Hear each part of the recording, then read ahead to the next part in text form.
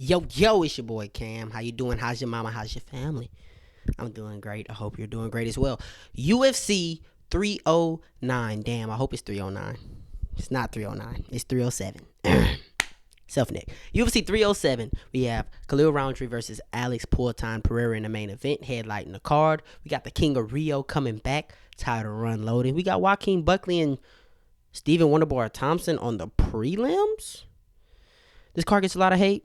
There's some good matchups, good stylistic matchups. I feel as if the co-main event was better. The card to have a different look. It's not a great card. It's not one of the better cards of the year, but these type of cards tend to be the ones that surprise us, and I think we have fun matchups if you just give it a chance. Also, I'm trying something a little new here. I'm just going to do the big fights. I'm just going to do the main card, and I'm going to do the prelim main event, and if the feature prelim is interesting enough, then I'll do that as well. I'm doing that because the engagement in the beginning of the videos when I do the whole card breakdown doesn't get that much engagement. A lot of people just skip towards the end. So if that's something that you would want me to go back to doing a full card predictions, just let me know in the comments and I'll definitely make the change. But I will start two new things. I'm going to start giving you my confident underdog picks for each card, and I'm going to start showing y'all what I'm betting on each card. So if you're interested in that, stay tuned later on in the week. I got y'all. Closing out the prelims, we got Wonderboy Thompson versus Joaquin Buckley. Can Wonderboy gain his freedom? Can he get off of punishment? Can he get ungrounded? Like he would say. We know Wonderboy, we know Joaquin Buckley, so I'm not going to sit here and break down their styles. We know Wonderboy gives you the karate. Joaquin Buckley, very explosive, seems to be getting better in each fight, and prioritizes winning. He wants to incite the fans. If there's a finish, he will go for it, but at the end of the day, he wants to win, and he tends to take the path of least resistance to get those wins. So if that means exploding into Wonderboy's legs, picking him up, dumping him on his ball spot, he has no problem doing that. I'm going to be picking Buckley in this fight off of explosiveness and durability and athleticism. He's a great athlete, and that could take you far into the UFC. And if you're a guy like Dricus Du Plessis, I'm not saying he's not a great fighter, but he's more of an athlete than a fighter. You become champion. Not saying Joaquin Buckley become champion. Wonderboy doesn't really have that one-hitter quitter anymore, unless he lands a 360 roundhouse tornado, Pele, rear naked choke kick to the dome. He doesn't really have that one-hitter quitter, I don't even know if he's faster than Joaquin Buckley. He's sharper, he's more accurate, but I don't know if he's faster than Joaquin Buckley. And Wonderboy's takedown defense is severely overrated. He's losing. If people go in with a game plan to take him down, they're going to be successful. And a guy, I get seen as a Shavkat Rakhmonov hater. I'm not. But he does not have great wrestling. He doesn't have great takedowns. Once he gets you there, he has good submissions, but as far as getting you to the ground, it's not that great. And he was able to pick Stephen Wonderboy up, dump him on his ball spot. I have no doubt in my mind Joaquin Buckley cannot do that and land a little bit on the feet with that threat of the takedown. I'm trusting that Joaquin Buckley's going to go in.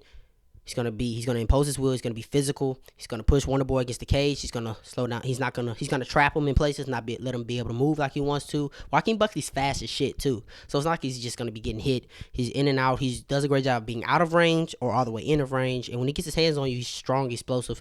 He'll dump you on your ball spot. So I'm picking Joaquin Buckley by decision. Now open up the main card. We got Roman Dolidze versus Kevin Holland. Why is this opening the card and not Wonderboy and Buckley? Is Wonderboy being punished? Who knows? Anyway, Roman's a fucking monster. He's really a monster, Great power with world-class grappling. Elite grappling. And if his coaches are worth the fuck, that's the game plan. Go in there and grapple Kevin Holland. He has a questionable gas tank, though, and his card is at elevation. Elevation does weird things to fights. We know this. And we know Kevin. He just won one, so it might be time to lose one. He's at middleweight. He wants to eat steaks, have sex, make weight. That's what he says. But we know he wants to keep things standing. He wants to land from long range. He has KO power. He does kind of have a one-hitter quitter, not going to lie. And he's not completely useless off of his back. He has really good BJJ, as we saw with Mikhail Oleksiejczuk. Oh, I got that name right. Talk to me. I believe if Roman's gas tank can hold up, and his coaches give him the game plan to go in there and grapple, make it ugly, smudge him against the cage a little bit, I think he can win. I'm picking Roman Dolidze because I'm trusting that he's going to be able to grapple Kevin Holland. Or if not even get takedowns, have him stuck against the fence, limit Kevin Holland's striking. Because when Kevin Holland's defending takedowns and he's facing the threat of the takedown, he's not really that good. It is what it is. So Roman, make it stinky. Clinch. I'm not betting Roman. Picks are not bets. And I'm going to show you that picks are not bets when I show you what I'm betting later on in the week. Picks are not bets. Just got to say that for y'all. Moving on, we got Kayla Harrison versus Ketlen Vieira. In the famous words of MMA guru, there's women and then there's women. And I'm picking the women from now on. Okay? That's just how I'm doing it. No disrespect to Ketlen, but a long layoff. She won't have the bully advantage. Guru gets it. There's women and there's women. You know? Moving on, we got the king of Rio, Jose Aldo versus Mario Bautista. I'm still under the belief that Jose Aldo is elite, you know, and he only loses to opponents ranked 8 and up, maybe even, you know, around that 6-7 range. 6 through 8 are probably somewhat close, you know, besides Song Yadong. I think Song Yadong is like 6, 7. So I'm picking a guy like Song Yadong to beat Jose Aldo, you know, Corey Sandhagen, Piotr Yan, Merab, obviously, Umar. Who else? I'm probably forget O'Malley. I'll probably still pick O'Malley to beat Jose Aldo. Those guys.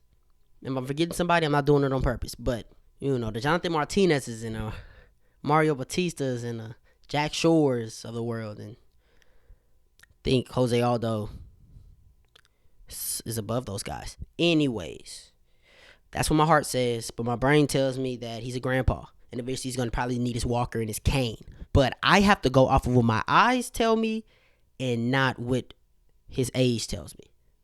And when I say that, he's old as hell in fight years too, like beyond 38. He's been fighting for a very long time. But like what I'm saying is, if I don't see a decline, I can't just say he's old, he's gonna lose. I just can't personally until he shows me it. He may show it to me Saturday and get beat, but he hasn't showed it to me yet. And you know, Brazilians, they age differently, man. They 38 is really 33, you know. 33, you know. He's still in his prime for real. But let's get into the fight. Jose Aldo, his boxing time has done nothing but improve his hands. He's still lightning fast, great boxing combination. I love the way he works the body. Even against Jonathan Martinez, a southpaw, his boxing was still beautiful. Now he's fighting orthodox, more body shots going to be open. He's going to be fast. He's going to be very, very twitchy. Jose Aldo probably could have TKO'd Jonathan Martinez. Go back and watch that third round. He rocked him real bad and then shot a takedown. Jose Aldo shot a takedown just so he didn't have to, just so Jonathan Martinez can make it to the decision. He didn't want to KO his nephew. He didn't want to KO his grandson. But he's defensively sound. He can still slip and rip. Great counterboxing. He can fight coming forwards, coming backwards. And 100% this fight's going to stay standing unless Jose Aldo doesn't want it to, because he has the greatest takedown defense of all time. And his knowledge of the game, man. He knows which shots to throw, when to throw them, which shots do more damage, which shot sets up the next shot. It's the knowledge of the game. I mean, Jose Aldo is one of the greatest of all time, obviously. But Mario Bautista, he's a dog. Okay? High volume. He's going to come forward. He's looking to come forward, get in your face, clinch, grapple, stay on your face, stay on you, set a pace on you. At elevation, can he do that? He's a 35er. Usually the smaller guys don't have problems with elevation, but he's a smaller guy. Can he do that for 15 minutes? He's a really good rising contender, but it's a high step up in competition from Ricky Simon, who was doing well in the boxing, to Jose Aldo. I'm picking Jose Aldo. I'm probably going to bet Jose Aldo plus 3.5 because he is the underdog, and that plus 3.5 is probably going to be -1 something. So I'm going to bet Jose Aldo plus 3.5 because I definitely think he wins around. I definitely think he's probably going to win the fight on a judge's scorecard, right? I expect this fight to be competitive, though. I don't expect Jose Aldo to just school him. I expect it to be competitive, but I think Jose Aldo's going to edge it out. You know, what happens when those takedowns in that wrestling game just isn't efficient at all? Can he just stay on the legs and hold people against the cage like Merab? Merab shows he's a special guy. Nobody ever did that to Peter Yan. Nobody ever did that to Jose Aldo. You know, so is Mario Bautista able to execute a Merab game plan at elevation? I don't think so. I'm picking Jose Aldo, the king of Rio. Title run starts now. Now we're at the co-main event. Rocco Pennington versus Juliana Peña. I mean, this is pretty fucking stinky, isn't it? I mean, both women are going to be transitional champions until Kayla Harrison takes it. Then after Kayla Harrison takes it, she's going to be transitional champion because Norman Dumont's coming for the crown. Norman Dumont's a fucking dog. This is tough. Rocky, I mean, she's skilled, man. I mean, both women are very sloppy, but Rocky's skilled. She got some nice boxing. She's gonna come forward. She's gonna work the clinch, man. She's gonna probably lean you against the fence and hold you there and cruise to a win. I mean, if she can't hold you there, she can hold her own in the boxing against a lot of women. And Juliana Peña, she will not struggle to hold her own against the boxing. Juliana Peña isn't crazy skilled, but she has a heart like no other. I mean, she damn near died, okay, against Amanda Nunes, so she was still fighting, not in the fight, but fighting. That fight should have been stopped multiple times, though. She got like 50-32. I swear, it was crazy. I don't know, man. Juliana coming off of 2 years, she's sloppy as hell. She really just walks forward, throws blind punches, literally blind punches with her eyes closed, tries to grab a hold of you, try to get you to the ground. She's smaller than Rocky. She's not as strong as Rocky. It's probably a bathroom break or a time to take shots, get your shot taken, period, going on. I'm going to pick Rocky. I'm going to pick Rocky to land some jabs, hold Juliana against the fence. I think this goes to decision, so she's probably going to get 8 minutes of standing control time. That might be low volume. 10 minutes of standing control time just against the fence, though. Yeah, we're gonna go Rocky. Both of the wives win tonight, because I got Tisha Pennington win too. So both of the wives are gonna take the win tonight. Okay, Alice Pereira main event. Alice Pereira versus Khalil Rountree. I'm gonna shock a lot of people here.